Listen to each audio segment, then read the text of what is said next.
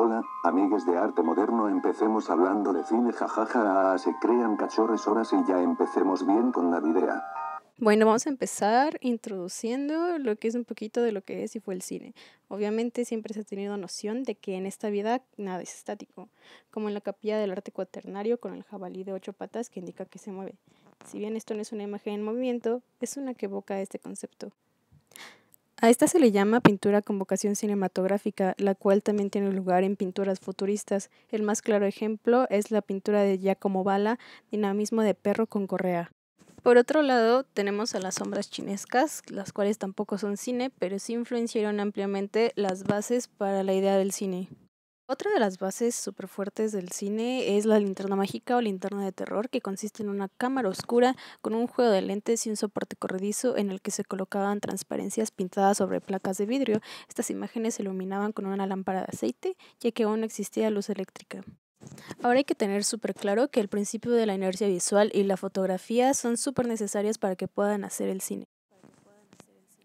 Ahora bien, Joseph Nips logró fijar las imágenes reflejadas en el interior de una cámara oscura, logrando su primera fotografía paisajista en 1826 con una exposición aproximada de unas 8 horas. Luego Daguerre y Joseph consiguieron reducir la exposición a 30 minutos y como pues Joseph se murió, Daguerre tomó el crédito por este procedimiento fotográfico y comenzaron a llamarle daguerrotipos a estos resultados. Los daguerrotipos ya eran tan populares que hasta Darwin prefirió las fotografías antes que las ilustraciones en su libro sobre experimentos de las emociones humanas. Para este entonces la fotografía ya era bastante barata, ya que debido a su contexto todo el tiempo se buscaban resultados más rápidos y a su vez baratos, haciendo que esté disponible para un público más amplio, como podemos observar en este cartel de Kodak.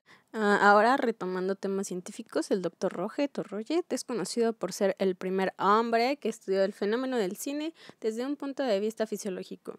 El principio del cine tiene base en efectos en donde varias imágenes secuenciales son proyectadas a una rápida velocidad para que de esta manera estas imágenes no se borraran rápidamente de nuestra área visual del cerebro. De esta manera lo percibimos como algo continuo, aunque por sí sola cada parte no lo sea. El ejemplo más sencillo, se me ocurre, es un flipbook. Bueno, pues no siendo suficiente, la fotografía quería adueñarse más del movimiento, así que surgió la cronofotografía. Esta se define como un conjunto de fotografías de un objeto en movimiento, tomadas con el objetivo de recoger y exhibir las sucesivas fases del movimiento. Esta es una técnica que data de la época victoriana. Captura e imprime el movimiento en varios frames. Moy Bright es el predecesor del cine y ya no tenía, o sea, tenía todo, ¿saben? Ya nomás le faltaba saber cómo proyectarlos. Y bueno, por otra parte, Charles Emile Reynaud, pionero en el cine y animación francesa, logró proyectar sus imágenes por reflexión sobre una pantalla. Fue a base de perfeccionar el zoótropo. El ejemplo del zoótropo sale en Tarzán, ese es un zoótropo. Y bueno, sobre este llamado teatro óptico se tenía que dibujar a mano sobre la película. Y pues les dejo un pequeño corto de la animación que hizo Charles. Igual la encuentran en YouTube, nomás googleenla y ya. Continuando con los hombres científicos, Thomas Alva Edison fue quien introdujo la película de celuloide con perforaciones para su arrastre con soporte de 35 milímetros, que era resistente, flexible y comenzó a ser estándar. Y bueno, ya para rematar, Lumière desarrolló un aparato que sirve para la visión y obtención de pruebas cronofotográficas, siendo este llamado cinematógrafo. Y pues ahora sí, ya pueden hacer el cine con la mayoría de las bases hechas. Ahora bien, el descubrimiento del cine, los ingleses se lo atribuyen a William Friese Greene, los americanos, claro, se lo atribuyen a Thomas Alva Edison y los alemanes a Max Slanadowski. Continuando con la historia de la fotografía, las fotos se restringían a bodegones, retratos y paisajes, ya que las velocidades de la cámara requerían tiempos de exposición largos. Se necesitaban, por lo tanto, objetos fijos que no tuvieran mucho movimiento para poder ser retratados. Algo muy curioso de la fotografía de retratos es que por lo regular eran post-mortem, ya que la tasa de mortalidad solía ser bastante alta. Por lo tanto, usaban bases tipo Barbie para mantener rígidos a los cuerpos y que por lo tanto no se cayeran al momento de ejecutar las fotografías.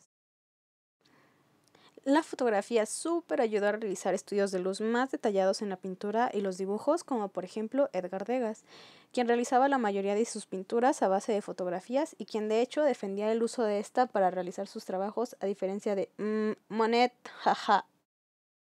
Gustav Caillebotte y Theodore Robinson también usaban la fotografía como referencia y podemos notar cierto parecido con el trabajo de Edgar Degas.